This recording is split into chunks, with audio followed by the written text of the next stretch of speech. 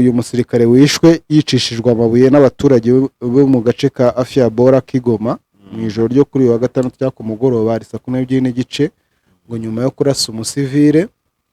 Hanyuma berekeza Goma rero ngo bakoresha umuhanda wa Kirorirwe wa Cicanga Kirorirwe Sake. M23 rero ngo yaba yabaketsemo abawazarendo ngiravuga iti niko sha ko tureba tukabona murasa n'abazarendo imipira mugiyemo ni bwoko ki wa mugani ngo ntuze ngo murajya gukina imipira kabuki mutatubwiye mwerekeza. Nagerageje kubaza rero umuvugizi wa M23 Colonel Wiringoma mubaza ku byo makuru niba hari ikintu abiziho, anyandikira ubutumwa bubiri, bumwe yabusibye ubundi ntiyabusiba. Namubajije se Major Wiringoma ba Colonel Wiringoma mwamutekereza iki kubivuga yuko hari ikipe yo mu Buguru yaba yaciye ku butaka bwanyu yerekeza Goma mukayifata mbiri. Arambwira ngo l'équipe est déjà à Goma. Nicyo yansubije ikipe yageze Goma. Byumvikana ko bari babahagaritse ubwo barabarekuye.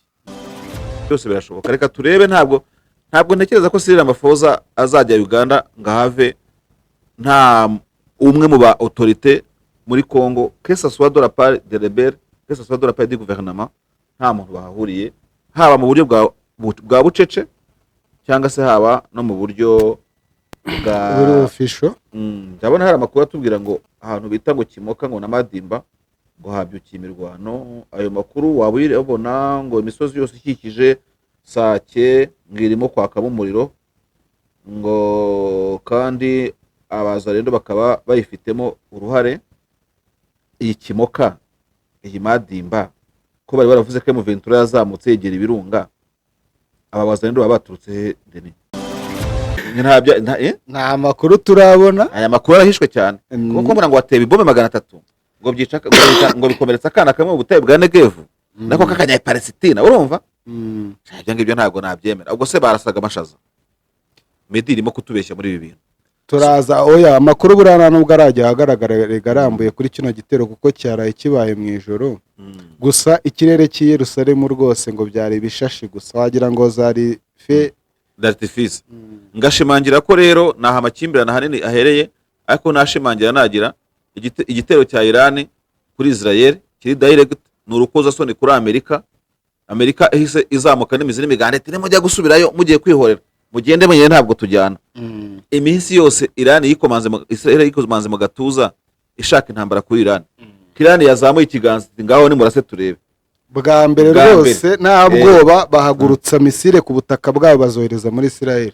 Sasa rero niba iki gitero gitambutse Israel nta nakabombe na kamwe rasha kuri Iran rwose tatagiye kubeshyana Iran irabitsinze no ntambara. Daddy, nabonye televiziyo nziza kwa Ndode Diemano wayitugurira. N'abana barabimenye ko agira ibikoresho byiza by'imvaburayi. Kwa Ndode Diemano wahasanga ibikoresho bya elektronike by'imvaburayi. Hari water dispenser, gas cooker, amaradiyo, televiziyo, ibikoresho bishyushya amazi bituruka ku mugabane w'Iburayi. Wahasanga nanone frigo, amagaze y'ubwoko bwose, kandi iyo uguze gaze bayikugereza mu rugo. Ni naho wasanga Canal Plus na Canal Box, bafure ku bakeneye umuziki, imashini mesa, rice cooker, blender, micro-onde n'ibindi. Iduka Ndode Diemano warisanga mu mujyi wa Rubavu rwagati ahateganye n'isoko rya Gisenyi ku igorofa rya Unity House. Waduhamagara kuri telefone igendanwa 078 77 63 Gana iduka Ndode Diemano urahasanga ibikoresho kandi ku giciro cyiza.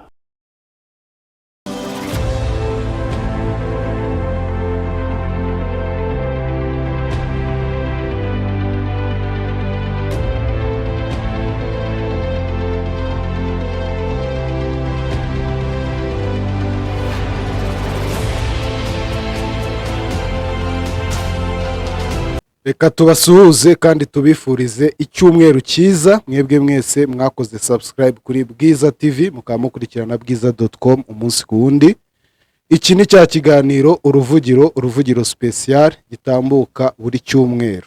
Ikiganiro cy'uyu munsi muri kumwe na Denis Nsengiyumva ndetse na David Eugene Nsengiyumva nanone. David nagusuhuje, waramutse neza? Nanjye ndagusuhuje cyane Denis, warabuze muri iyi minsi. Narabuze maze iminsi ndwaye bigripe ariko birimo biroroha ndumva bisa nk'ibyagiye ho gake hasigaye agakorora gakeya gusa. wigeze wikingiza se covid-19 cyangwa warakwebye? Narikingije. Imana ishimwe rero, ubwo wongeye kugaruka uri muzima, ibyo tubishimiye Allah. Ikiganiro rero cy'uyu munsi David, birumvikana uyu munsi nta kuntu tutavuga kuri Israel na Iran. Wumvishe ko Iran yagabye igitero cya mbere cyo kwihorera, ngo ni igitero cyo kwihorera ku gitero Israel iherutse kuyigabaho, nubwo Israel itigeze ibyemera. Ndavuga igitero yagabye kuri ambasade yayo iri i Damascus muri Syria, kigapfira n'abajenerali ba Iran igatangaza ko rero abajenerali batari kugenda buheriheri ngo ibyemere. Uyu munsi rero cyangwa se mu ijoro ryakeye Iran yayisigaba ibitero bivugwa ko cyari kirimo amadrone agera asaga 300. Bavugamo drone zisaga 300, bakavugamo misile z'amoko abiri, izo bita cruise missile cyangwa missile de croisière ziraswa n'amato y'intambara, ndetse nizo bita intercontinental ballistic missile cyangwa se misile zambukiranya imipaka zirasa kure cyane. Ibyo byose turi bubirebe rero muri iki kiganiro, aho ku ruhande rwa Israel naho bakoze ku ntwaro zabo zihanura ibibombe, ndetse bakaba banakoresheje ingabo zirwanira mu kirere, indege z'intambara zabo nazo zigahanura ibyo bisasu. Aha ariko turi bunavugaho ko ibihugu bituranye na Israel nabyo byiyambaje ubushobozi bwabyo bwo guhanura ibyo bisasu, kubera yuko byasabaga yuko kuva kuri Iran ugera kuri Israel ibyo bisasu byambukiranya ikirere cy'ibindi bihugu. Ubwo ntabwo turi bure no kureba ku bafatanyabikorwa ba Iran bakoze ku mbunda zabo, barimo Hezbollah zombi ndetse n'inyeshyamba z'abahuti zitegeka igihugu cya Yemen muri iki gihe, igihugu kimaze imyaka myinshi kibasiwe n'izo nyeshyamba. Buriya Yemen nayo iri mu bihugu ku isi bidafite ubiyobora uzwi. Ase David, buno ino account ni ya Putin cyangwa ni impimbano? Nubwo mbona iri certifié. Ntago nzi ifite kuri Vladimir Putin. Iyo ntago Putin yaba akurikirwa n'abantu 31,000 gusa. Ntago bishoboka, ishobora kuba ariyo bihimbiye. Hano hari aho rero mbona ngo if World War 3 breaks out and there are two sides. Nibyo bamwitirira ngo yavuze, sinzi riba yabivuze, twaza kubireba. Ngo uruhande rumwe rwa ruri w'Uburusiya, Ubushinwa, Iran, Yemen, Korea ya ruguru na Iraq na Yemen koko. Hanyuma urwa kabiri ngo rwa ruriho NATO, Leta Zunze Ubumwe za Amerika, Israel ndetse n'Ubwongereza. Ibyo no kubeshya kuko niba ntibashyizemo na G7 yose. Abayapani baba ari he? Ko bari mu bihugu bikomeye cyane ku isi. Oya, ibyo ngibyo no gukokeza intambara. Bamwe batangiye kuvuga ngo ni Harmagedoni yadutse. Ariko rero nubwo turi mu ntangiriro z'ikiganiro, hakaba hariho amakuru nyine avuga yuko Iran ngo yatangaga gasopo, ngo yamaze gutangaza ko dossier is closed. Girarangiye. David, turajya rero no muri Kongo turebe amakuru atandukanye arimo aravugwa cyangwa amaze iminsi avugwa. Gusa iyo tutarenze ingohe n'ino nkuru iri kuvuga ko ari abakinnyi ngo b'ikipe bita AS 11 Vedette de Pinga ngo bafashwe na M23, ngo bakaba baraborokewe ikicanga, ngo bari barimo baragigoma. Turaza kureba icyo M23 yabafatiye, tubona n'uburyo turabazaho muri M23 niba koko ari ukuri. Abatazi Pinga ngira ngo bivuga ko Pinga ari agace gaherereye niba ari Masisi, niba ari Warikare, ubanza ari mu ntangiriro za Warikare, niba atari Kicanga. Oya, Pinga ni kure cyane. Ndaje mbireba, ariko iyo uva Pinga ugigoma nyine ubwo bahisemo gukoresha iyo nzira ubwo baciye bavuye Mweso baza za Kicanga, urumva. Pinga ni muri Warikare Pinga. Noneho rero baravuga bati reka tujye kwikinira umupira, ariko ubwo turaca mu nzira ya M23. M23 niba ngo yabafashe, avuga uti niko basha murimo kujya hehe mufite uruhushya? Ni atare. Hano ndi kubona n'undi musirikare wa FARDC watewe amabuye n'abaturage aho bita Afia Bora ni Goma kuri wa gatandatu saa 12:30 ngo nyuma yo kurasa umusivili. Ngo yarashe umusivile bahita bamwerenza, baravuga ati ariko nkawe reka natwe tugutera amabuye. Ibyo muri FARDC nuko biba bimeze. hagati aho abantu bahagarariye imitwe y'inyeshyamba ikorera muri Nord Kivu na Ituri nabo ngo bari i Kinshasa, sinzi ibyabajyanye.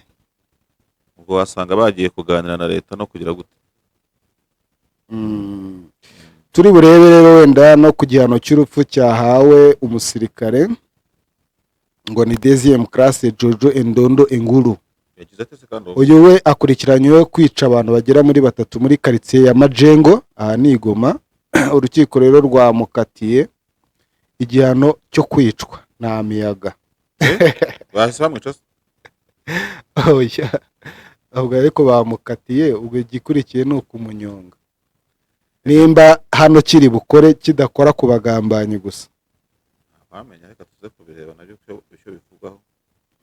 Twenyarukire rero, nidushyira umwanya dusoza turanasuhuza nk'uko bisanzwe abadukurikira bari mu bice bitandukanye, biraterwa n'iminota tuba dufite nuko abayoboye ikiganiro bari bidufashemo. Duhere muri Israel.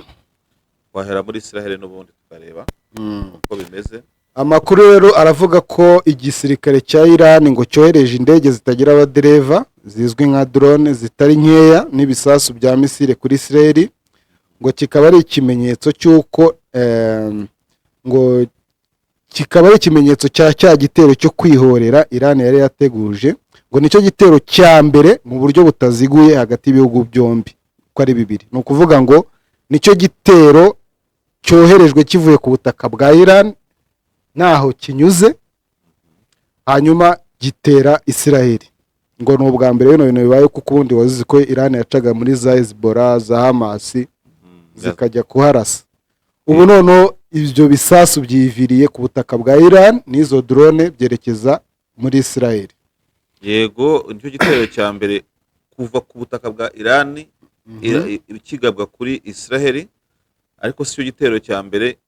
Ntabwo aribwo bwa mbere birwanye, kuko Israel yigeze gutera Iran ikoresheje indege zabo z'intambara hashize imyaka myinshi.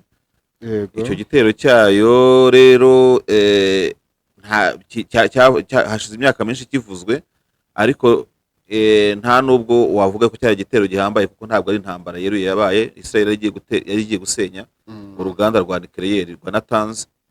Ubwo rero ni ukuvuga ngo icyo gihe ntabwo Iran yasubije, yari icecekeye. Ariko aho Israel, ikindi gitero cya kabiri muri diplomasi, ni igitero nyine Israel yagabye kuri ambasade ya Iran muri Damas. Kuko igitero kuri ambasade ni igitero ku gihugu, ibyo birumvikana. Icyo gitero rero cyo ku itariki ya mbere muri uku kwezi ngo cyahitanye abasirikare bakuru bagera muri 7, harimo abajenerali 2 bakuru bayobora. Ubwo numwe ayoboye umutwe wa Quds cyangwa se ni special force y'iki gisirikare cya Iran kizwi nka Islamic Revolution Guard Corps. Yego, uwo rero yarakuriye Quds ariko bari nyine muri Syria, ndetse n'uwari umwungirije, kongeraho n'abandi ba ofisiye bagera muri 5, bose baba 7. kugira ngo abadukurikiye babyumve neza, Iran ntabwo ihana imbibi na wadushakira map ya ntuze Israel, ntabwo ihana imbibi na Israel. Hagati ya Israel na Iran ni kure cyane, bamwe bavuga ko hari ibirometero bisaga 1000 y'intera unyuze mu nzira y'ikirere. Ni ukuvuga ngo rero mu buryo ki ibihugu bihora bihanganye, biragorana cyane kuba byahangana birasana bikoresheje ingabo zirwanira ku butaka cyangwa imbona nkubone. Bigasaba rero ko Iran yubatse amashami ya gisirikare mu mpande za Israel. No kuvuga ngo Iran yakoresheje ubutaka bwa Syria ihubakira icyo bita Hezbollah ya Syria. Ni ibihugu iherereye mu majyaruguru ya Israel no mu burasirazuba. Noneho inakoresha iyo bita Hezbollah. Hezbollah ni umutwe w'inyeshyamba uharanira kubohorwa kwa Palestina, ukorera ku butaka bwa Libani, na Libani ni mu majyaruguru neza ya Israel. Ubwo ngubwo gusa nkugana mu majyepfo, mu burasirazuba bw'amajyepfo hari Yorodaniya, hakaba na Arabie Saoudite. Ubwo wamanutse cyane ujya ku nyanja itukura. Yego. Ndetse iyo ugiye kure cyane, nubwo ho utavuga ko icyo gihugu kiri hagati ya Israel na Iran, hari n'igihugu cya Yemen kitavuga gihora gihigana na Israel, ariko cyo kiri hepfo cyane ku nyanja itukura nacyo. so mu magambo ahinnye ntabwo Israel na Iran bihana imbibi. ni ukuvuga ngo Ntabwo hagati ya Israel na Iran harimo Yorodani wavugaga, harimo Iraq, harimo Kuwait. aho hose ni ahantu wenda mvuga Iran ikora. harimo Iraq, harimo Kuwait, harimo Arabia Saudite birumvikana, na Jordan, harimo na Liban. ibyo byose aho hose ni ahantu, ni ukuvuga ngo wenda tugendeye ku murongo umwe, Iran kugira ngo igere kuri Israel yabanza guca i Baghdad cyangwa se muri Iraq, ikanaca hagati ya Liban na Jordan. Ababikurikiye rero bumvise yuko muri ibi bitero by'ingabo za Iran zagabye kuri Israel byabaye ngombwa yuko bimwe mu bihugu bibanza kufunga ikirere cyabyo, ndetse nyine nk'uko byagiye bitangazwa n'itangazamakuru bitandukanye, nabyo bikaba byabisabye kwengejinga ingabo zabyo kugira ngo zibashe guhangana n'ibyo bitero bigana kuri Israel. Muri make kandi abahanga bavuga ko hakoreshejwe ibitero bitandukanye, ukoresheje misile balistike ziriya misile zirasakura zambukiranya imipaka, byasabaga amasaha abiri yuko bibanza kuguruka bitraversa ibirere bya bihugu twavuze haruguru kugira ngo bigere ku butaka bwa Israel. Ko bitinda. Izi ntabwo ari za hypersonic missile. Uko zarasa kose ni kure. Urumva? Ni kure, ariko umenye ko Putin afite za hypersonic zishobora kugera mu Bufaransa mu minota 2. Ibaze bo ntabwo baratera imbere cyane. Izo misile rero ballistique Iran ifite zifite ubushobozi bwo kugenda ibirometero 17,000. Urumva rero ku birometero 1000 byo kari nko kuzimya buje. No kuvuga bishobora kuzenguruka isi. Bigashoboka. Na amasaha abiri rero kuri intercontinental ballistic missile, mu gihe bifata amasaha ageze kurangahe ni minota 20 kuri ziriya misile zirasakure. Noneho kuri cruise missile zirashishwa zivuye ku mato y'intambara zo na amasaha abiri.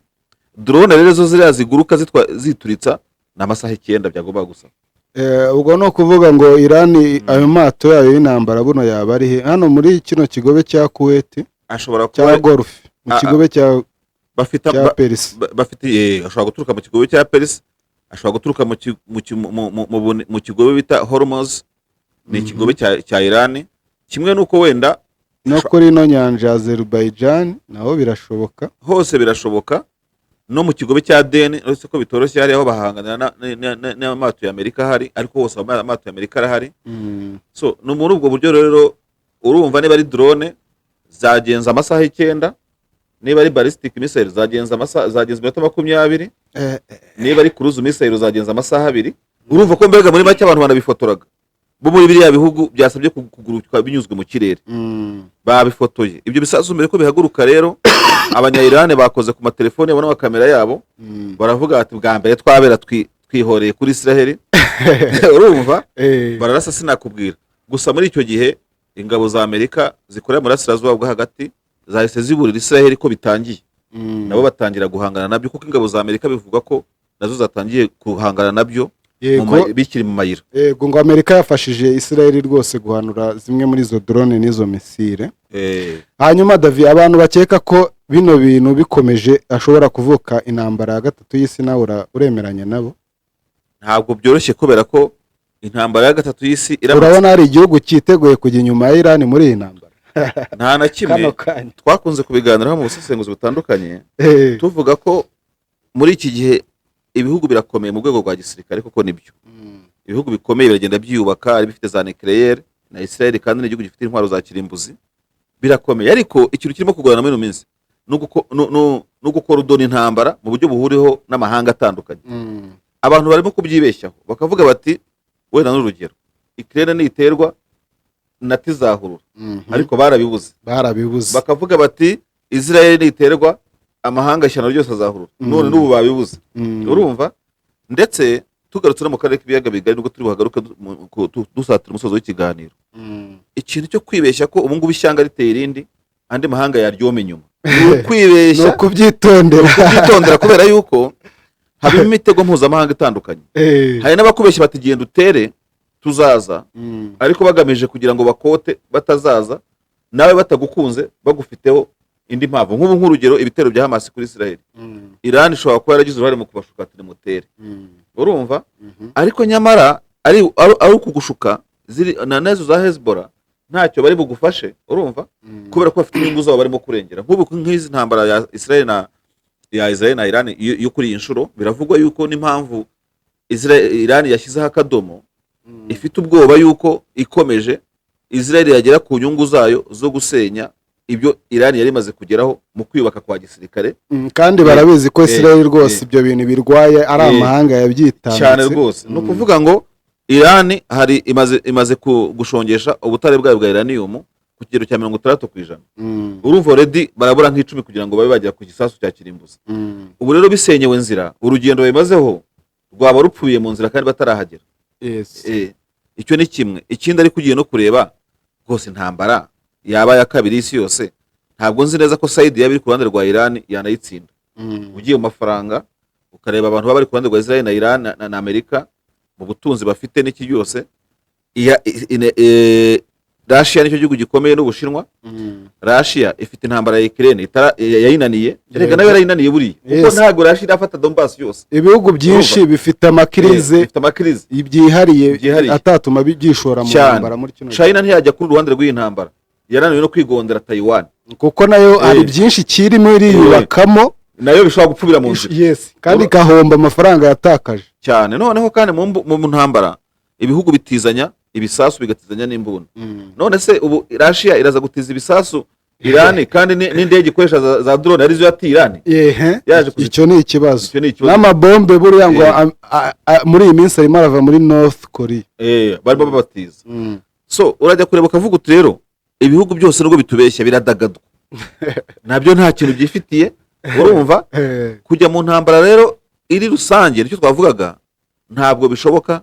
Intambara ya kabiri tatu y'isi yose ntikunda kubera bitavuye ku bushake buke, bivuye ku bushobozi budahari. Buri abakire ntibakatwiyemereho nabo bafite ibibazo baradagadwa cyane. Nuko bimeze kuwatekereza ku ntambara ya gatatu y'isi yose, je nayo mbona nta nimwe. Hanyuma kino kintu noneho Iran yakoze ino geste yo kwihorera, kuko urabizi ko Iran si ubwa mbere yayivuze iti munkoze mu jisho nanjye ngomba gukora mu ryanyu. Nimba ubyibuka igihe wa mu generali wabo yicirwa muri Iraq yishwe na Trump, General Qasem. Urabizi ko Iran yahise ibabwira ati ntago biri bugenderaho, ndetse ihita yishyura ariko ikora ikosa rikomeye kurasa indege ya gisivili yo kurasa indege ya gisivili y'abaturage b'abandi. Ariko wone kuntu mahanga acecetse yaracecetse byabaye kimwe ariko se kimwe wo kabyara we bayiciye umuntu yijya kwica abasivile batari no mu ntambara. Ariko nayo yahise bihagarikira hariya, yahise bihagarikira aho ngaho. Ariko sinzi ikibazo rugiye kumbaza, icyo rugiye kumbaza umuntu utagishoje. Icyo navuga nuko iki gitero cya Iran kuri Israel kije guhinyuza kwikomanga mu gatuza kwa Benjamin Netanyahu, uhoraga avuga ngo yabuze imbarutso y'intambara kuri Iran. None abasirayeli bakaba bagiye kumurimboga mu menyo bavuga ati Iran yakurashe, ngaho se wahoze uyifuza, ngaho gira icyo ukora. No kuvuga kino gitero kirahinyuza imbaraga kirahinyuza Amerika na Israel, byahoraga bivuga ko byabuze imbarutso ngo birase kuri Iran, kikaba kigiye gutambuka nta no mwirasheho. Kuko Amerika imaze kwikura muri intambara iravuga iti rero twabarwanyaho mwabagabo mwe, dore twasenyaguye ibisasu 99%, ariko ni mutera Iran mwijyane mwenyine. Ariko Israel nayo yaravuze ati nimutadufasha natwe tuzakoresha bya bindi ibiheze nuclear.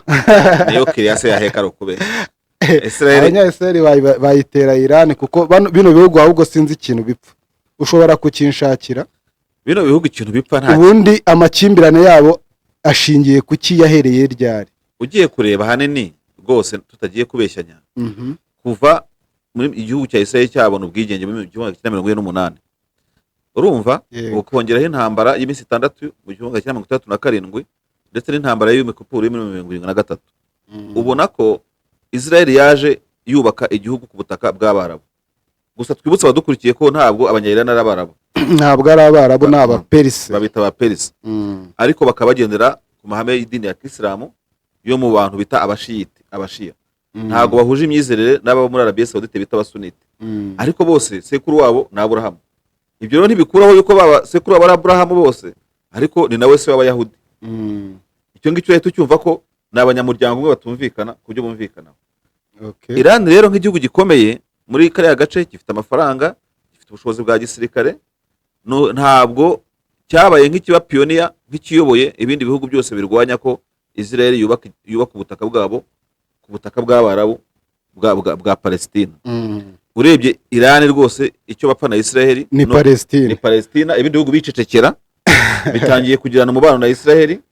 Ubwami bw'Abarabu Emirate bagize ambasade na Israel. Saudi Arabia iri mu nzira, n'ibindi bihugu bitandukanye nka za Qatar na za Turukiya bikomeye byagiye bijya ku ruhande rwa Israel. Iran isigara yonyine yarigize ingungi ivuga iti mwe muri abagambanyi, kuba turi abashiya mutwanga siyo mpamvu yo kugambanira abanyapalestina bene wacu. Niyo mpamvu iriya mitwe y'abahuti n'abantu baba Hezbollah bagendera ku mahame y'abashiyite, aribo bafite ibirindiro muri Iran. Iran rero yiyemeje kuba nka komanda w'abantu batarya iminwa, badashaka kujya babembereza Israel. Israel nayo iravuga iti rero niba rimwe mwigaragaje, reka tujye duhangana mu buryo bumwe cyangwa ubundi. Nicyo ngicyo wareba, nta kintu bapfa kindi, ntibahuje umupaka, ntawe ugira icyo asaba undi. Iran yanze kuba umugambanyi w'abanyapalestina, mu gihe abandi bagaragara nk'aho bagambaniye Palestina bakajya bajya mu kwaha kwa Israel, Amerika ibigizemo uruhare. Bivugwa rero ko ngo guhera muri za 60 abanya-Iran benshi babaye abavolonteri mu kujya gufatanya n'imiryango y'abanyapalestine mu kurwanya Israel. Muri iyo miryango harimo nk'iyi PLO cyangwa se Palestinian Liberation Organization cyangwa WLP kokoje igifaransa. Abo barwanyi rero benshi ngo bagiye bahererwa imyitozo muri Lebanon na Jordan, hanyuma bagasubira muri Iran bajya kurwanya uwo bitaga Shah. Uyu Shah niwe wari inshuti y'abanyamerika icyo gihe. Hanyuma muri za 79 rero ngo nibwo Yasser Arafat yagiye gusura Iran, aba perezida wa mbere w'igihugu cy'amahanga usuye kino gihugu nyuma ya Islamic Revolution. No kuvuga ngo Yasser Arafat uwo yari perezida w'ubuyobozi bwa Palestine, cyangwa se ira PLO. Hanyuma ubwo 79 ubwo yajyaga gusura kino gihugu nibwo Islamic Revolution iyi ngiyi nyine iyobowe n'aba bashia, cyangwa se ari nayo yashingiwemo kiriya gisirikare ngo giharanira cyangwa se gishinzwe kurinda impinduramatwara cya Iran, niho cyavutse. Ubwo urumva ko Arafat na buno butegetsi buyoboye Iran muri iki gihe naho ngaho umubano waho urebye wahereye muri za 79. Naho wahereye, ariko urumva yuko PLO ikimara kugabanyirizwa ubukana n'ubutegetsi hakajyaho ishyaka rya Fatah ari ryo ubungubu riyobora Palestine. Urumva ko iyo close icyo kintu cyo kwegerana gisa nk'icyagabanyije imbaraga. Iran isigara icungira kuri ya mitwe yubakiye muri Liban na Syria. Yego. Noneho muri Palestina, muri West Bank ukuyemo wenda bari abakorera muri Gaza, kuko Palestina igira ibice bibiri nabyo bidahana imipaka. West Bank na Gaza ntaho bihurira, ariko nanone nubwo ari igihugu kimwe, ubona ko imbaraga za Iran zakomeje nibura agahoro kuba muri Gaza no muri Liban no muri Syria. Muri West Bank bigize nk'abantu badafite ahantu babogamiye kuri ibi byose. Ahubwo njye nkibaza kataza kuducika mu bitero Iran yagabye kugira ngo tureke ifite high precision koko nta byaguye muri Gaza, kuko Gaza na Israel nta makuru turabona. Aya makuru arahishwe cyane, kuko mbona ngo wateba ibombe 300 ngo byica ngo bikomeretsa akana kamwe mu butayu bwa Negev nako kakanya Palestina. Urumva ibyo ngibyo ntabwo nabyemera. Ubwo se barasaga amashaza Medi irimo kutubeshya muri ibi bintu. Turaza oya amakuru burana nubwo arajya ahagaragara regarambuye kuri kino gitero, kuko cyaraye kibaye mu ijoro. Gusa ikirere cy'i Yerusalemu rwose ngo byari bishashi gusa, wagira ngo zari fe d'artifice.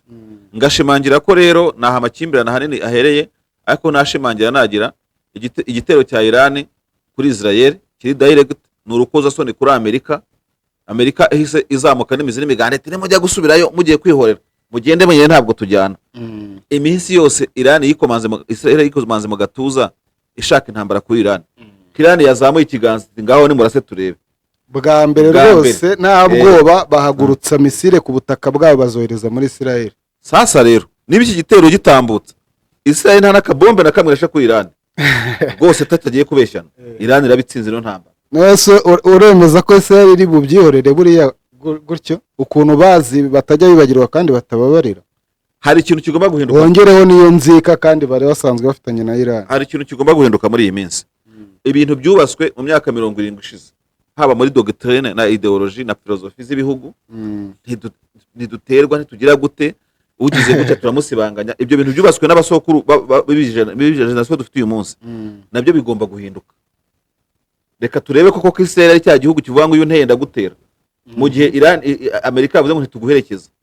Nyine nibyo nakubwiye ngo ino ntambara ishobora gusiga ikomeje ubutegetsi bumwe ariko anasenya n'ubundi, ndetse wanareba nabigasiga ikwiyeho Netanyahu niyishora agiye mu yindi ngabo. Urumva umuntu wakweretse yuko ashaka gukura ibisasu 300 mu ijoro rimwe, ntabwo uzubika afite uko bungana, sibyo? Kandi kubeshya abaturage ngo byose wabisenya nabyo ukuri kuri bwigaragaza mu itangazamakuru. Ntabwo nibwira yuko Israel yananiwe gusenya Hamas mu mezi 6 imaze iri bwigerere Iran itari bwoherezaho n'ibifaru byayo kuko nta nzira ifite yo kubutaka. Ikindi ibihugu bifite ubushobozi muri Asirazuba bwo hagati bwo gufrapa ku rwego rukomeye Iran ni igihe Amerika yakwemera kuguherekeza, kuko Amerika ifite ingabo mu kigobe cya Perse mu nkengero za Iran. Wowe Israel ntazo hafite. Israel nitaguherekeza Amerika nitaguherekeza rero nibyo koko Israel ifite indege z'intambara zishobora kugera hariya na za Misiri zishobora kuhagera. Ariko nanone Israel irahura n'ikihe gikwazo? Irahura n'igikwazo nk'ikirani Iran yahuye nacyo, kuko biriya bihugu bisabwa kunyurwamo ngo ugere ku kindi byitandukanyije n'ibihugu byombi. Yego, ntabwo Yorodani iri gutiza ikirere cyo gutera Iran. Yorodani ahubwo ngo baravuga ko ngo yanafosinze indege za drone za Iran ziri guca ziri kujya yego ngo zijye hasi. Nibyo nakubwiraga nyine. Ari Yorodania, ari Saudi Arabia, ari Iraq, nta mufatanyabikorwa n'umwe wa Israel wa Iran. Oya, ubwo turimo kureba mu gihe Israel yakora retaliation. Nibyo ngezeho. Byose nk'uko Yorodania, nk'uko ibyo bihugu bindi byarashe izo drone bikazibuza kujya kuri Israel, ni nako byiteguye guhangana n'indege za Israel zaba zigiye kwihora kuri Iran. Buriya se urambwira Israel ibashije guca muri Yorodani, urambwira ko Arabia Saudite itafunga amaso Iran bakayibiyikiza cyane? Biragora ko bizera yuko Israel Arabia Saudite butanga favor ngo Israel ije kurasa kuri Iran, cyane ko nkuko ubibona inzira ya hafi ishoboka niyo kuvugera ikirere cya Iraq kugira ngo ugere wenda muri Iran. Kandi rero nkabona ko Syria birashoboka, urumva? Iraq birashoboka, Saudi Arabia ntabwo bishoboka. Iran Israel nta mahitamo ifite uretse gutuza ikanywa amazi bigashira, cyangwa nayo igakoresha ibyo bisasu biraswa kure nk'uko Iran yabigenje. Irabikoresha ariko ubwirinzi bw'ikirere buri muri ibi bihugu nabwo babihanura. Nabwo bari bubihanura. Hanyuma Iran ndabona hano Jerusalem Post ndabona ivuga ngo Iran warns the US not to respond, says next attack on Israel will be more severe. Yego nyine ngo ibitero bari bwongere kugabwaho abanya-Irani biri bube bibi cyane kurusha uko babitekerezaga. Kandi Iran nayo ifite ubwirinzi bw'ikirere, urumva, bushobora guhanura ibyo bisasu bya Israel cyangwa se guhangana n'indege zabyo. Mu ijambo rimwe, ibyo ifi yigira mu mazi ntabwo ari ibyo yigira ku ikarayi. Ya bintu Israel yigwa yikora kuri za Hezbollah, ikiga ibyikora kuri za Hamas, ntabwo ishobora kubyikora kuri Iran byanze bikunze. Iran ariko ingwerutse no gukora igisasu kitabaho kimeze gute se? Ngo cyatari kabisa kivuduka. Kiravuduka ariko se cyavuduka cyagira Iran ugire ngo yarega gatuza kuri Israel uko yishakiye kose. Reka Israel nuko nyine nuko abanyamerika bayibujije bati tugize amahirwe bikeya byasemwe n'ibi bitero bya Iran, tugize amahirwe bikagendera aho ngaho byahita birangira gutyo. Kandi akandi kantu tutava kuri ingingo tutavuze, muri iki gitero cya Iran gisize kizamuye ku rwego rwo hejuru, urumva, ubushobozi bw'ubutasi bwa Amerika ni kuburira ku butasi yari yabivuze kabisa nejo iravuga uti biranegereje ntibabeshye. Wibuke neza ko mu gihe Russia yashakaga gutera Ukraine yararundanyije ingabo 150 ku mupaka wa Ukraine n'Uburusiya. Uburusiya habura nk'iminsi 2 ngo butangize ibitero, bwakoze fente bufata ingabo zabwo buzisubiza inyuma kugira ngo beshye Ukraine yuko buvuye mu ntambara. Amerika n'ubutasi bw'abaravuga ati barababeshye, biriya barimo kwisubiza inyuma, nka kwa kuri umuntu ashaka gusimbuka urukiramende akabanza agasubira inyuma. Nta cyahinduye kalendari yabo, baratera byanze bikunze. Hashize ya minsi Russia itera Ukraine. Kwino nshuro abantu bari bazi yuko Iran iri muri iki iri muri Brag. Yego. Amerika iravuga uti ahubwo n'iminota n'amasaha yayigije imbere. Urumva? Drone ya mbere ngo yagurutse. Misile ya mbere irashwe. Amerika iravuga uti ngibyo ngabo baraje. Ubutasi bwa Amerika buri ku rwego rwo hejuru. Iki kintu kirakizika kizamuye imbaraga za Amerika mu bijyanye n'ubutasi. K'icyo Amerika ivuze ku butasi bwayo kiba kiri bubeho. Urumva rero ko muri politiki na diplomasi ya Amerika icyo bita hegemony no mu gatuza kayo mu bijyanye n'ubutasi bw'isi, umuntu Amerika izajya iburira kubera amakuru Amerika ibitanga akabayo, bazajya bavuga ati icyo Amerika yavuze nta kubeshya. Noneho kugeza ku rwego rwo Amerika ndabeshya abantu, bazajya bavuga ati na Amerika ntabwo ibeshya. Ibyo ngibyo rwose urumva niko bimeze. Hagati aho ikintu bita amashuri yafunzwe muri Israel. Amashuri yafunzwe ariko akazi ntikahagaze ko guhera kuri iki cyumweru ku munsi wa mbere w'icyumweru ni muri Israel nyine, ubu turi ku wa mbere. Urabizi ko ari abahirika, niba uri abayahudi mba mbona bari abahirika, ni abahirika baraho. Dimanche ni uwa mbere. Ibikorwa by'uburezi, ingendo, gusohoka n'ibiki byose ngo byabaye suspend. Ibi byatangajwe n'umuvugizi w'igisirikare Daniel Hagari.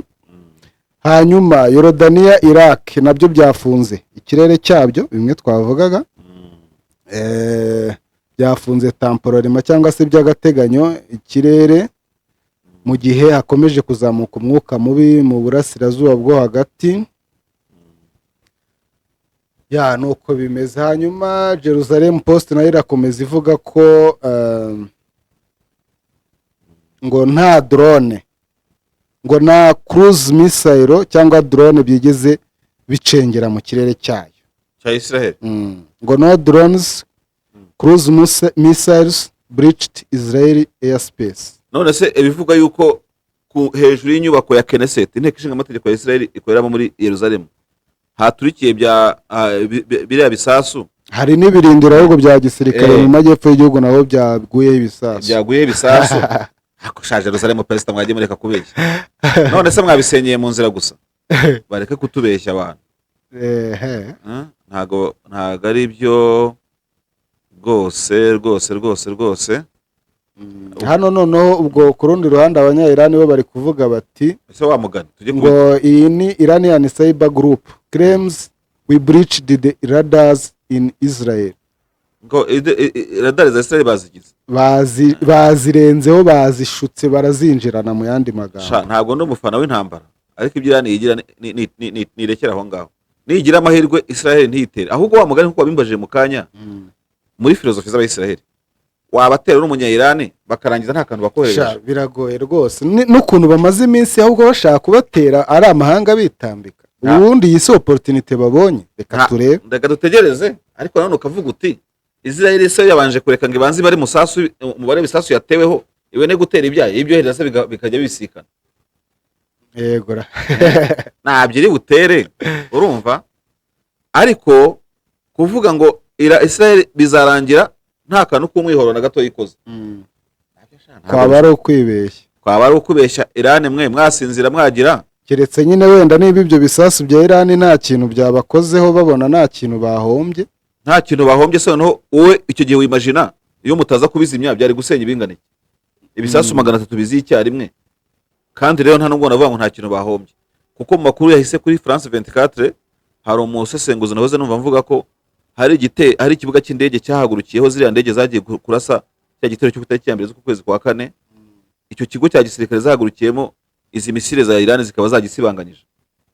Rero hari amakuru abanya-Israel barimo kuduhisha. Ikindi umuntu yavuga no kubera intambara ya Israel maze iminsi rwanda muri Hamas, igikundiro Israel yari ifite ntabwo nabikoreye imibare cyaragabanutse ku rwego rwo hejuru, ku buryo no kumbuga nkoranyambaga urimo kuvuga uti urimo kureba ugasanga abantu bavuga bati Israel simwebwe mwabona biriya bintu mwakoze muri Gaza, reka Iran bahagurukiye nange basibanganye murebe ko nanyine n'undi abyara umukobwa cyangwa. Ikibazo no ko Iran ishobora kuba idafite ubushobozi bwo gukora ibyo bintu. Ariko se ikindi kintu njya nibaza, kuki abantu bose baba bihaye Israel bahise biyibagiza bari abantu babo 1,000 ngaye biciwe ku butaka bwayo kandi batewe na Hamas? Impamvu babyirengagije si yindi, no kubera yuko ubusanzwe Israel niyo igenzura ubutaka bwa Gaza bwose, ku butaka, mu kirere no mu mazi. None abantu bavuye ku butaka, ni ukuvuga kugira ngo ubyumve neza 80% Gaza n'ubutaka bwa Israel, kuko niyo isoresha ibyinjira n'ibisohoka, niyo icunga ikirere n'amazi n'ubutaka. None se reka nkubaza, abantu baza kukuririra abaguteye baturutse ku butaka ugenzura hafi 100%, barakurira kubera iki? Babibonamo yuko ni esheke do controle ya Israel yagize kuri Gaza, cyangwa se 20% isigaye biri mu bushake bwayo bwo gutegura biriya bitero yagabweho. Ubwo iyo esheke kuba yaraguyemo abantu bagera ku 100 n'ibyo birarebeye Israel, nta wundi bireba kuko ntabwo byavuye ku butaka bwigenga, ntabwo byavuye ku gihugu cyigenga completely, urumva ngo tuvuye ngo byateguriye ku butaka bwa Jordania, byateguriye kuri Syria, kuri Liban, kuri Arabie Saoudite cyangwa se kuri Misiri, cyangwa se kuri Cyprus, kuko nubwo iri mu Burayi ushobora kuyivaho ukagera kuri Syria n'ahandi hantu nyuze. Uko byagenda kose irihumye ni irya Israel, nta wundi bibazwa Israel. Niba ari yagonye bakayitera, cyangwa niba yateguye biriya bintu mu buryo bw'ubuhanga bikayigeraho byose. Ubwo no kuvuga ngo yagombaga no kubyihorera biriya bintu bikarangira, aba igashyingura, hanyuma ubuzima bugakomeza. Ntabwo yagomba kubyihorera, urumva ariko nanone ibyirimo ni ikimwaro, ni intambara y'ikimwaro. Kubera iki? Niba hari imbunda zinjiye kuri Hamas muri Gaza zigarasa Israel, ni uburangare bwa Israel ishinzwe kurinda imipaka ya Hamas ya Gaza. Niba hari ibintu byakorewe ku butaka bwa Hamas, urumva by'ibisasu bakabiterateranya, ni uburangare bya Mossad itarabashije, cyangwa se Shin Bet, ibura butasi bwa gisirikare butabashije kubiburizamo. So yubatse urukuta ruyitandukanya na Gaza, urutaka bararubreachinga, bararusenya. Ibyo byose rero ni uburangare bwa Israel 80% cyangwa 20%, ni ubushake bwa Israel bwagira ngo iriya ntambara ibe declenche, abaturage bayo bayigwamo. Cyane ko n'iriya mibare Israel ivuga nta wayibaza, nta uri shobora niba yibaza. None se reka nkubaza, bari abantu bavuga bafashwe mateko, nubwo ntavuga ko batafashwe mateko, kuko na Hamas kuba Israel irwanya amezi 6 itarabohozamo na 5, ibyo bitekerezaho iki? Nta 5 yari yabohoza, kandi mbona Hamas ngo idashaka no kubarekura, idashaka kubarekura. Nyine birakwereka yuko ibyo Israel irimo na Hamas ni ibyabo, ntuzabyivangemo, ntiwamenya n'ibyo barimo. Hari n'abavuga ngo ni uburyo bwo kugira ngo iriya Palestine ikomeze ibe igihugu kitagira kitari repubulika, mu yandi magambo. Mu bigaragara Israel irashaka kugenzura Gaza, kuko nanjye ndi Israel ntabwo Gaza yancika. Gaza ifite umurongo munini cyane kuri Mediterane.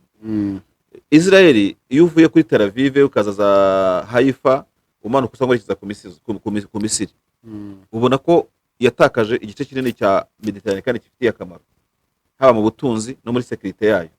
Uko byagenda kose Israel yashatse kuva kera kugenzura Gaza, birayinanira.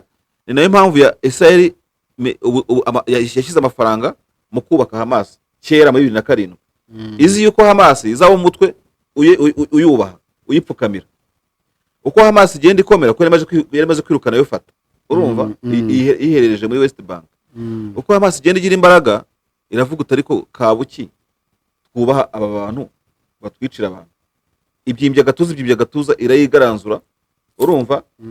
Ibyo rero bituma mu by'ukuri abantu bakomeza kubona ko Hamas ari umutwe washinzwe na Israel, ariko utakiyubaha, utakigandukira. Ni ibyo ngibyo. Okay. Na buriya niyisenya ikayisenya muri Gaza, byose birashoboka. Izongera ishyireho undi mutwe nanone uyubaha, ntiyashira imyaka 20 nayo yisuzugure, byongere birwane. Kuko nta bundi buryo. Urabona ko abagazawi banze kwambuka ngo bahungire mu Misiri, nubwo Misiri itafunguye imiryango, ariko trust me, ntago abantu miliyoni n'igice wafunga imipaka ku buryo babura aho banyura ngo binjire mu gihugu cyawe. Ariko abagazawi bemeye kuvuga ati muzatumarire ahangaha muri Gaza iwacu, ntabwo tuzahava.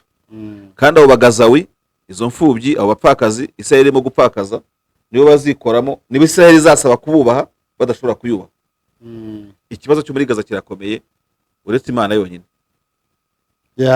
Reka ibya Gaza tube tubicumbikiye ahangaha rero, turaza gukomeza kumva ibiri bukurikireho, ahubwo twigire mu burasirazuba bwa Repubulika ya Demokarasi ya Kongo. Ese David, nta n'ubu uramenya ahantu Tshisekedi aherereye? Tshisekedi biravugwa ko ashobora kuba yaratashye, urumva.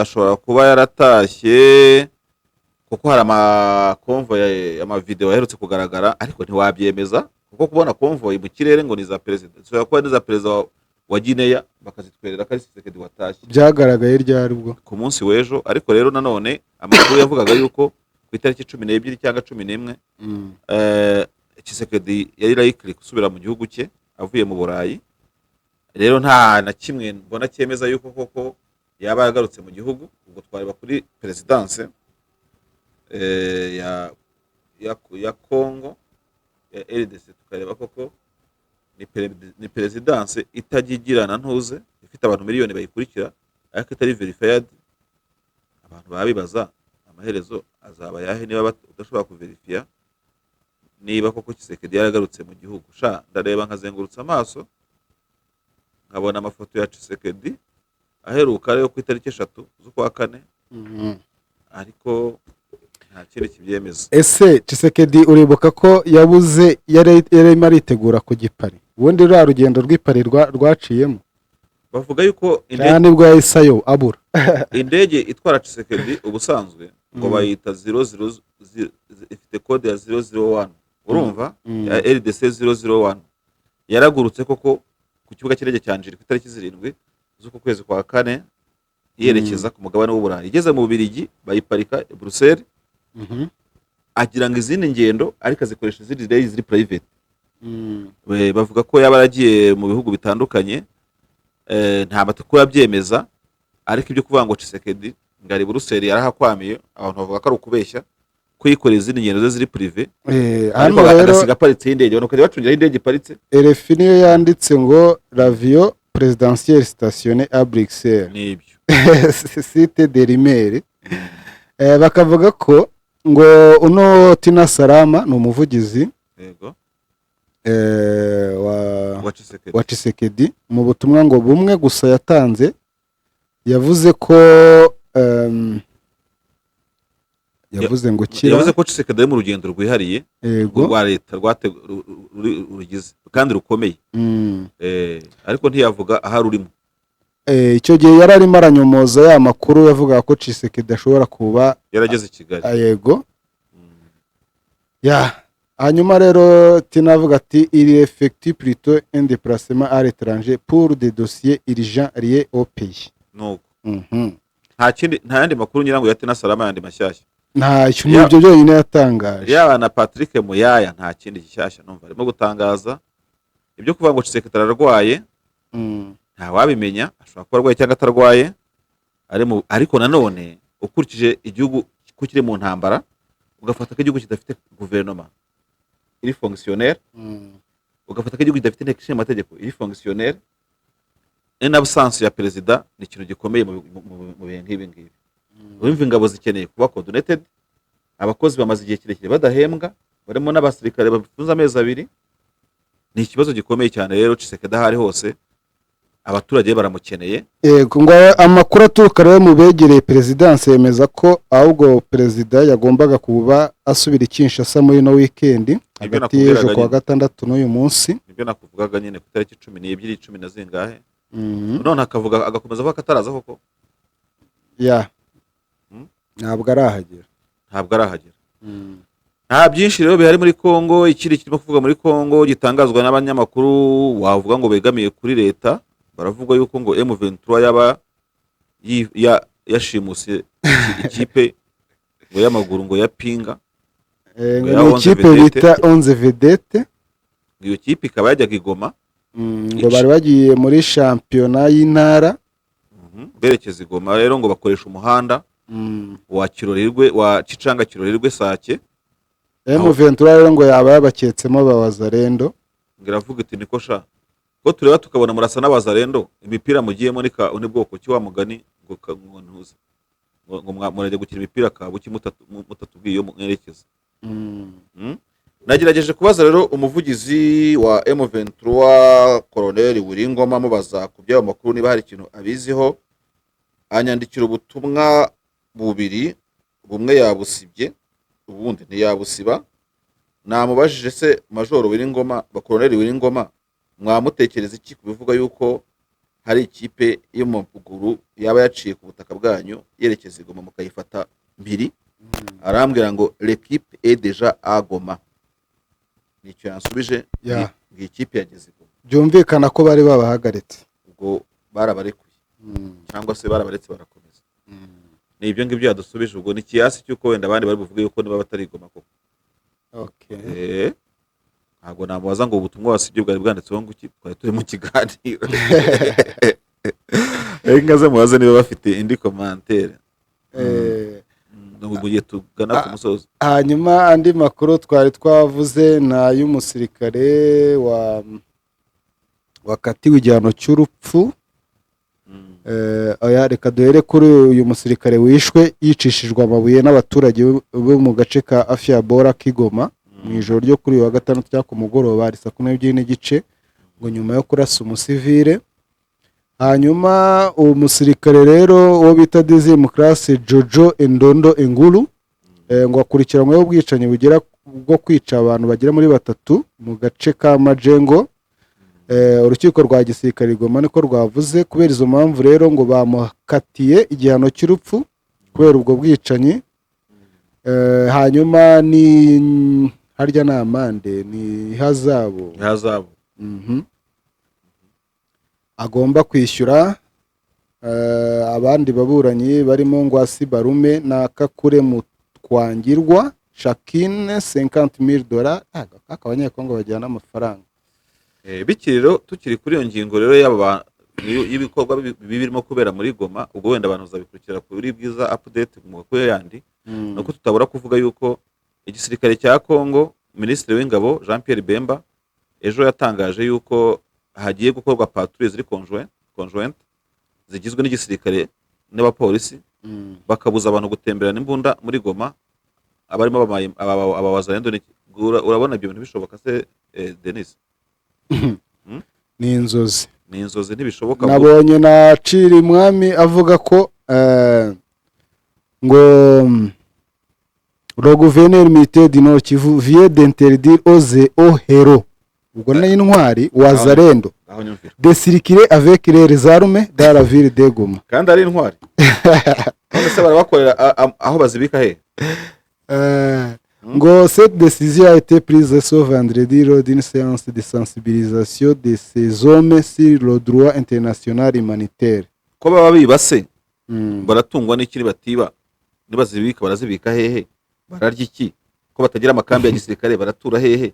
Biragenda gute? Umva noneho bita Mozembizi Theophile sinzi icyari cyo. Ngo peut-être les faux wazarendo que Kagame a infiltré et utilisé pour commettre les atrocités. C'est le modus operandi du Rwanda depuis 30 ans. Ubu ni ukuvuga yuko abazarendo n'abakoreshwa n'u Rwanda. Ibyo bintu nabonye bijya gusa ahubwo abazarendo bo bashaka ku no tangazo rya volontaire pour la défense de la patrie VDP de ces wazarendo. Ryo riravuga ko ahubwo ibikorwa birimo birabera i Goma atari aba wazarendo bari kubikora, ahubwo ngo ari umwanzi. Ngo la criminalité dans la ville de Goma est tempra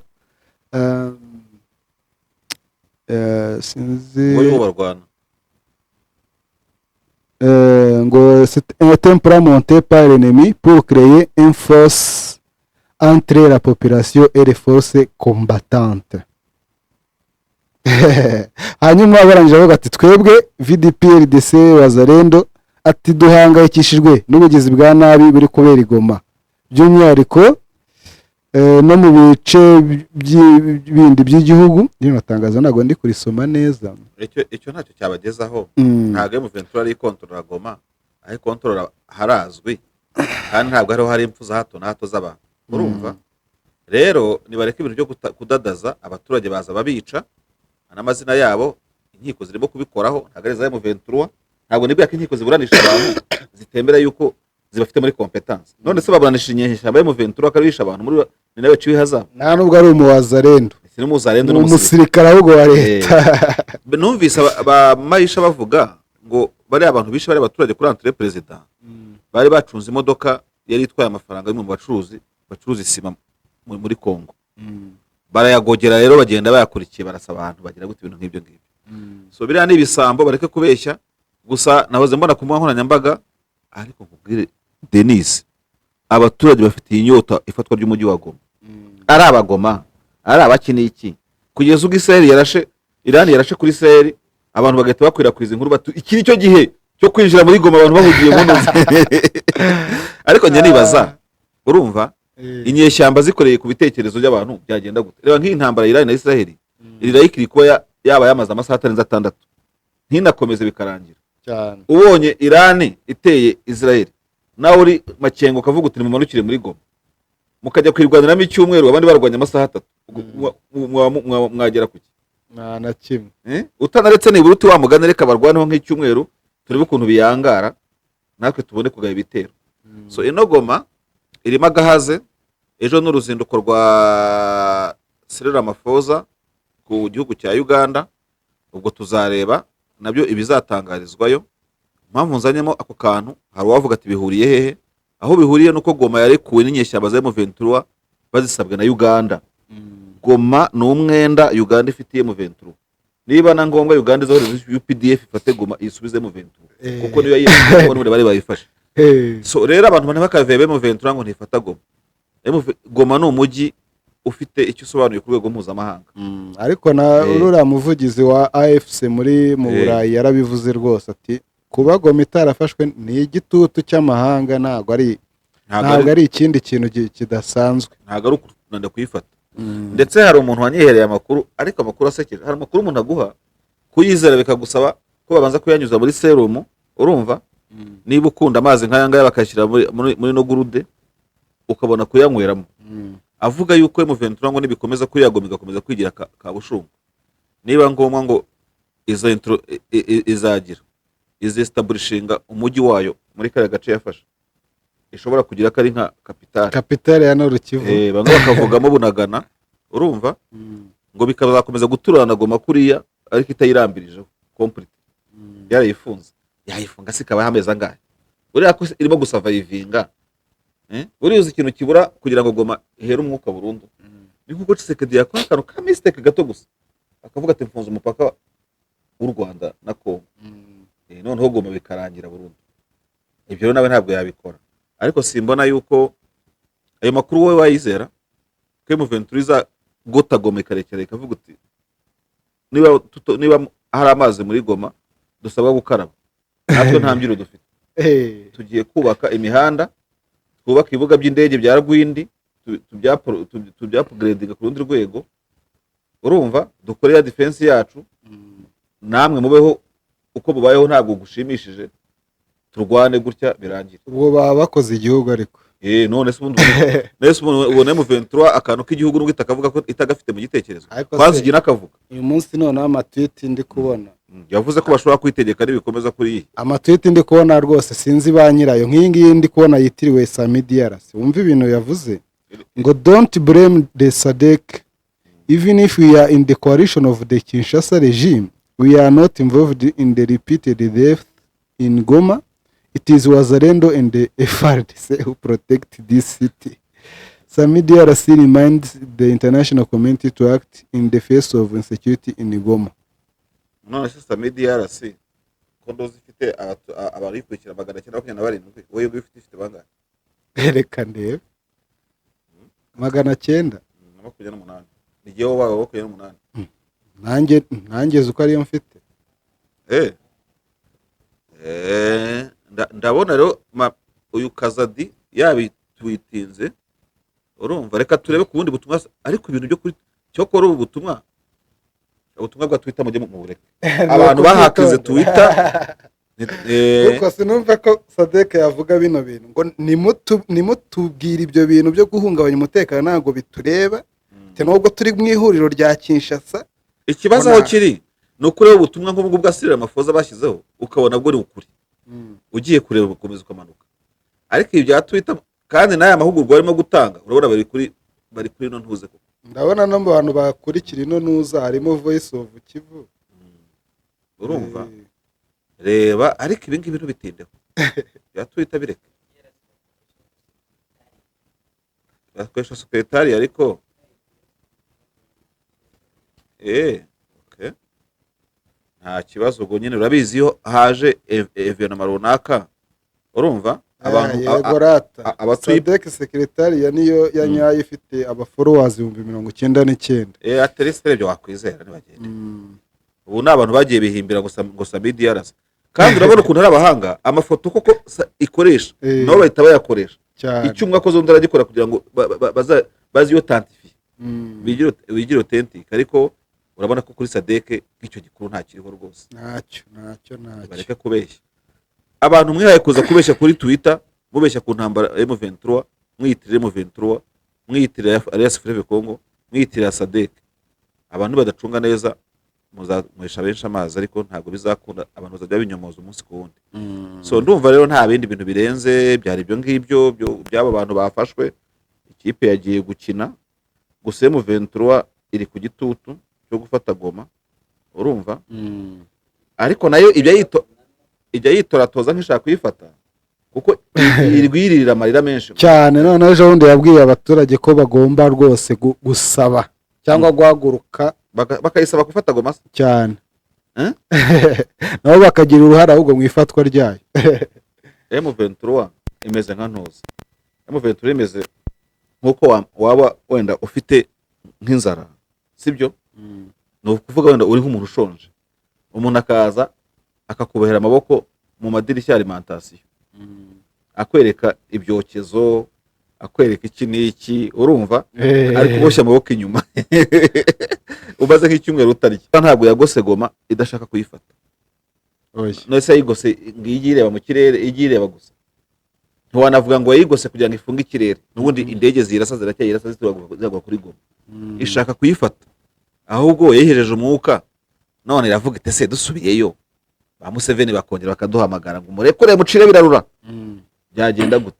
Ahubwo reka turebe Denis, turebe niba ejo nahoze mbiganiriza n'abantu twarimo tuganira, twibaza ngo urugendo rwa Cyril Ramaphosa i Kampala buriya ntushobora kwisanga noneho ruzareka kuba urw'uwa babiri, tukabonamo n'abandi ba perezida bazahahurira ngo badiscussing about ikibazo cyo muri EDRC, ariko na Alliance Fleuve Congo ikaba intumwa zayo zishobora kuzaba hafi yaho, kuko Uganda biriya bintu yabikora igatumira nka Kodena mwibanga, ariko ngaze kota mwibanga Kongo itabizi nubwo yabimenya Uganda ifite igihagararo gikomeye cyane kuri Kongo. Gusa urugendo rwa Ramaphosa muri Uganda nyuma yo kuva mu Rwanda nta wamenya ikintu kirwisha inyuma. Bamwe nigeze kumva bavuga bati wasanga arimo aragenda abaza niba ataribeshye, abaza kuri zirangabo zabo ngo zaba zifitwe na M23 nubwo bitavugwa. None hakaba araje kureba niba zari zifungiye hafi ahangaha, agasanga si hafi, ahubwo kuba yabaza wenda bano bagataha, kuko twumva ko bavuga ko muvugana na M23. Naba dusabiye abantu bacu nibyo nakubwiraga ngo Corneille Nangaa yagenda ziherekeje, akavuga ati dore mwakagira ibyo asaba, mwakira imari zanyu, ariko se twebwe bite? Byose birashoboka. Genda byakomeje kunzamo ko biranashoboka ko ashobora no kuhurira n'abandi ba perezida. Noneho nibera bavuga ngo Tshisekedi ngo yaje i Kigali babeshya, noneho ubwo bagahurira i Kampala na Museveni bakaganira. Byose birashoboka. Reka turebe, ntabwo ntekereza ko Cyril Ramaphosa azajya Uganda ngahave nta umwe mu ba autorité muri Congo, que ce soit de la part des rebelles, que ce soit de la part du gouvernement, nta muntu bahahuriye, haba mu buryo bwa bucece cyangwa se haba no mu buryo bwa official. Ndabona hari amakuru atubwira ngo ahantu bita ngo Kimoka ngo na Madimba ngo habyukiye imirwano. Ayo makuru waba uyabona ngo imisozi yose ikikije Sake ngirimo kwakamo umuriro, ngo kandi abazarendo bakaba bayifitemo uruhare. Iyi Kimoka, iyi Madimba, ko bari baravuze ko M23 yazamutse yegera ibirunga, aba bazarendo baba baturutse Denis? Kimoka se nahagana? Kimoka ni handi MONUSCO yigeze gushyira ngo Operation Springbok irimo hifotoreza mu nkengero za Sake. No kwa Madimba ni hafi aho ngaho. Urumva ko aho hantu nyine ni hahandi hakomeje kuba zone danger, kuko barashaka ko uriya muhanda wa Sake barashaka kufungura ku ngufu. Ndavuga iriya coalition ya leta. None se ko bavanga M23 yarazamutse imisozi, urumva? Ntabwo warasa Kimoka udahereye mu mashyamba y'ibirunga yegera aho bita za Karenga no hafi aho ngaho. Ubwo se M23 iyo misozi bavuga ngo yarayizamutse koko yaba yarayizamutse ikaba giterwa Kimoka. Wamenya kiriya gihugu mbona Hari amakuru tubona yo kutubeshya. Niwe M23 nubwo atari yabyitangarije, MONUSCO yaravuze ngo isumbirije za Mugunga. Ubwo urumva warazamutse Kimoka iri safe rwose bishoboka kose. Ubwo se ariko nyine reka dutegereze turebe uko amakuru agenda yigira imbere, ubwo n'abadukurikira kuri bwiza.com na Bwiza TV muri za update zitandukanye barakomeza kugenda babona byinshi birambuye kuri aya makuru ya Kimoka no dusanze muri studio. Denis Nova asoza ikiganiro nta twakwinjiramo bitari ibyo ngibyo. reka tugisoreza ahangaha. Amakuru twari dufite nayo ngayo ni intambara ya Irani na Israel ishobora kuba mu buryo bwagutse cyangwa se mu buryo bweruye nyuma y'igitero cy'amadrone n'amamisire ku butaka bwa Israel kuri uyu wa gatandatu nijoro. Ahandi twarebye mu burasirazuba bwa Kongo hari kuvuga imirwano hafi ya Sake aho muri Kimoka, ndetse twanarebye ibitangazwa, twagarutse ku ibura rya Tshisekedi ukomeje kuburirwa irengero, tugaruka ku musirikare wahanishijwe igihano cy'urupfu azira kwica abantu bagera muri 3 i Goma, Yego. n'undi wicishijwe amabuye azira kwica umusivile. Yego. Ndumva ari abiyo rero twari dufite mu ruvugiro special rw'uyu munsi. Nibyo twasorezaho rwose kandi nkabona departement ministeri y'ingabo ya Amerika, ubwo ni Pentagon, imaze kwemeza ko umunyamabanga wa leta w'iby'ingabo muri Amerika Lloyd Austin ngo yahamagaye mugenzi we minisitiri w'ingabo wa Israel Yoav Gallant bishimira ko bose bamaze rwose gusubiza inyuma ibitero bya Irani, ndetse akaba yabasezeranije yuko nibanakomeza cyangwa se ziriya nyeshyamba z'aba Hezbollah n'abahuti nibikomeza gutera n'ubundi bakomeza kubarwaniriza hamwe, ariko urabona yuko ikintu cya contre-offensive from Israel to Iran ntabwo gihari rwose. Abantu bashatse bahumeka, Reka turaza kureba uko bigenda bigana. Reka rero dusoreza hano kino kiganiro, dukomeze kubifuriza icyumweru cyiza. Mwari muri kumwe na Denis Nsengiyumva ndetse na mugenzi wanjye. Murakoze cyane. Ciao ciao.